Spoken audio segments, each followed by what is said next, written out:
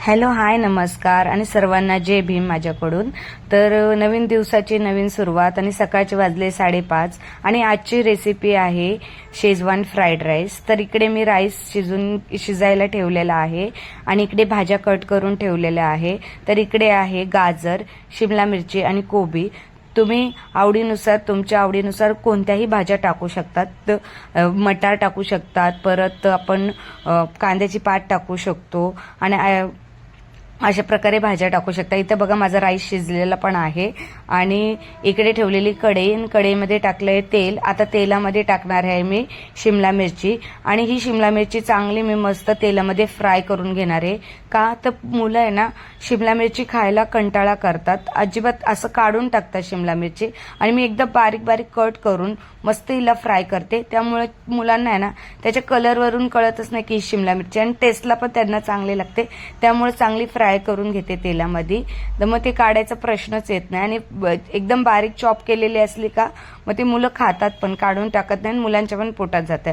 आणि ही रेसिपी जी बनवणार आहे ना मी, आधी साधी आणि सोपी रेसिपी बनवणार आहे. ती तुम्हाला पण आवडेल आणि तुम्ही पण मुलांच्या डब्याला देईन. आणि सगळ्यांना मी ज्या हे राहतात ना, ज्यांचे मुलं स्कूलमध्ये जातात, कॉलेजमध्ये जातात, त्यांच्यासाठी तर म्हणजे त्यांच्या मम्मींसाठी ना ही रेसिपी अगदी उत्तम आहे. आणि ह्या भाज्या आपण रात्री कट करून ठेवू शकतो आणि सकाळची खूप धावपळ राहते. सगळ्या महिलांची एकच कंप्लेंट होती, सकाळची खूप धावपळ राहते, मुलांना सोडवायला जा, त्यांचा टिफिन बनवा, सगळं त्यांना हातात अरेंज करा, अशी कंप्लेंट असते. बघा मी चांगली फ्राय करून घेतलेली आहे आणि त्याच्यामध्ये टाकत आहे गाजर. आता चला आपण कंटिन्यू करूया आपलं बोलणं. तर सकाळची खूप घाई गडबड राहते, त्यामुळे ही रेसिपी एकदम उत्तम आहे बनवण्यासाठी. तर मग मी सगळ्यांना रेकमेंड करेन की ही रेसिपी नक्की तुम्ही आठवड्यातून 2-3 वेळेस बनवलं ना तरी चालेल. ह्या कारणाने ना मुलांच्या पोटात भाज्या पण जातात आणि म्हणजे भाज्यांचं प्रमाण आहे ना थोडंसं जास्त घ्यायचं आणि राईसचं प्रमाण आहे ना थोडं कमी घ्यायचं. आणि ह्याच्यामध्ये बघा ना तेलाची पण क्वांटिटी एकदम कमी आहे. मी किती कमी तेलामध्ये बनवते हा राईस. तेल पण जास्त लागत नाही, भाज्या पण जातात मुलांच्या पोटामध्ये आणि जास्त तामझाम पण नाहीये बनवण्याचा आणि जास्त मेहनत पण नाही. आणि ह्याचा सिक्रेट मसाला आहे फक्त शेजवान फ्राईड राईस आणि शेजवान चटणी. आणि जर तुम्ही चायनीज वगैरे आणत असेल, त्याचे सॉसेस वगैरे मिळत असेल तर ते आपण टाकू शकतो ह्याच्यामध्ये. तर माझ्याकडे हा अवेलेबल होता तर मी हा टाकणार आहे. नसेल तर काही हरकत नाही, तुम्ही नाही टाकलं तरी चालेल.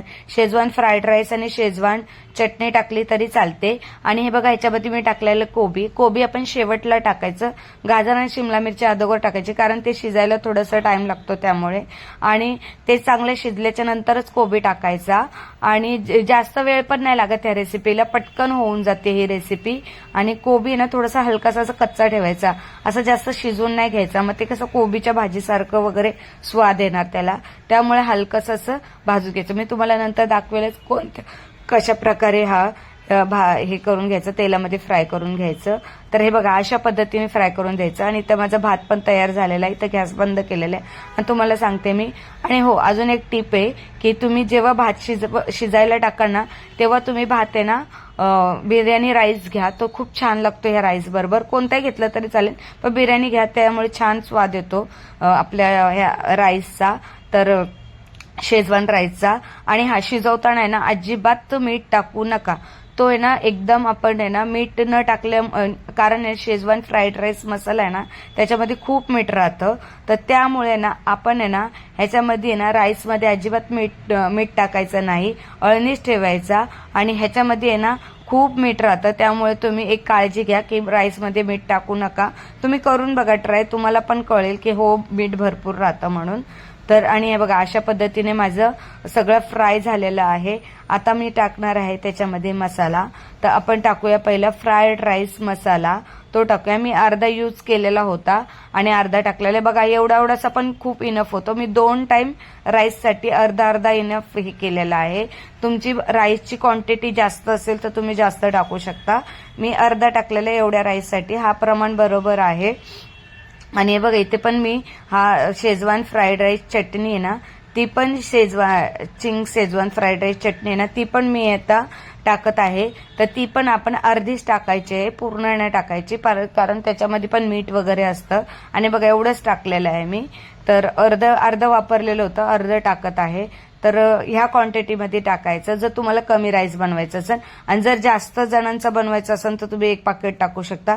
आणि हा सॉस जर असेल तर टाका चायनीजचा, आणि जर नसेल तर नाही टाकला तरी हरकत नाहीये. आणि ह्याच्यामध्ये कोथिंबीर वगैरे आधीच टाका, नंतर टाकलं तर सजावटीसाठी आपण म्हणतो ना डेकोरेशनसाठी टाकली तरी चालते. आता हा राईस आहे ना मी सगळ्या ह्याच्यामध्ये टाकणार आहे.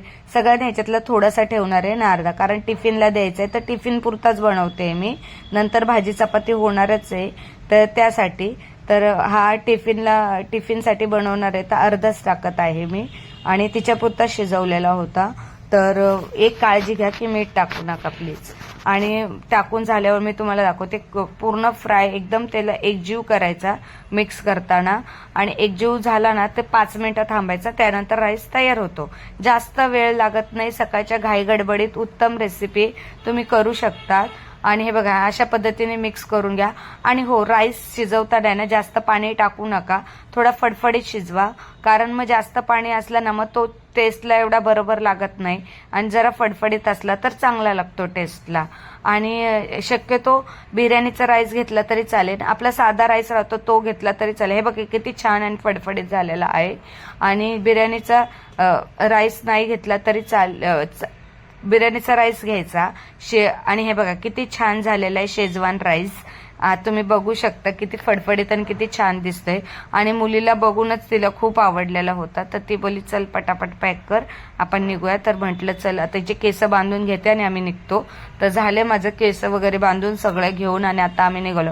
अशी घाई गडबड असते सकाळच्या वेळेस, म्हणून हा राईस उत्तम आहे. आमच्या स्कूलमध्ये राईस आयटम द्यायचा असला ना की मी हा राईस देते, नाहीतर पुलाव देते. पुलावमध्ये पण सगळ्या भाज्या जातात, त्यामुळे एक पुलाव आणि हा राईस देते, म्हणजे मुलांच्या पोटामध्ये सर्व जातं. आणि पुलावमध्ये एकदा पुलावची पण रेसिपी मी तुम्हाला दाखवणार आहे, मी कसा बनवते तो, आणि त्याच्यामध्ये काय काय लागतं, काय काय नाही, कोणत्या कोणत्या भाज्या टाकते. मुलांच्या आवडीनुसार पण असतात, काही न आवडत्या पण असतात, त्या पण आपण टाकू शकतो. आणि अशा पद्धतीने आम्ही निघालो. स्कूल थोडं जवळ आहे तर चालतच जातो, त्यामुळे थोडंसं घरातून लवकर निघावं लागतं. आणि आम्ही निघालो आणि पाऊस सुरू झाला 2 मिनिटासाठी. मुंबईचा पाऊस असंच असतो, येतो जातो येतो जातो, कधीच येतो येतो जातो, असाच पाऊस आहे. आणि जर तुम्हाला माझी रेसिपी आणि आवडला असेल व्हिडिओ तर